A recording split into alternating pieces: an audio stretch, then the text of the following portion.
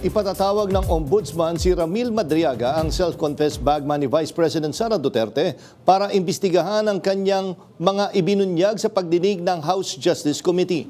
Nag-issue naman ng show cause order ang Office of the Ombudsman laban sa isang Assistant Special Prosecutor na nadawit sa affidavit ni Madriaga. Nagbabalik si Mari Ocampo.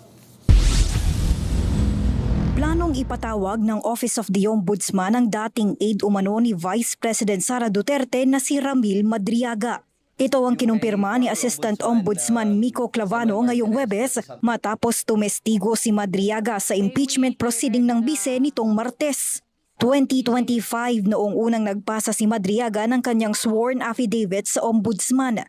Ayon kay Clavano, kailangan makaharap ng Ombudsman si Madriaga para timbangin ang mga pahayag. Right now, he is showing up at the House and we will allow them to do their own questioning there first before we come in. Pero I believe the credibility will be seen more so when we are able to have a face-to-face with him. Aniya, ipatatawag si Madriaga kapag natapos na niyang magampanan ang kanyang papel sa impeachment proceedings. Ayaw din namin magulo na nandyan na nga siya, nagte-testify ho siya sa House, tapos kami din. It might be a little bit confusing for Mr. Madriaga. So papaunahin natin yung House, tsaka natin siya kakausapin. Hinimay ng mga kongresista ang laman ng affidavit ni Madriaga kung saan patong-patong ang mga alegasyon nito sa iba't ibang individual. Kabilang na mga alegasyon ng pag-deliver ng mga duffel bag sa Office of the Ombudsman noong panahon ni Ombudsman Samuel Martires.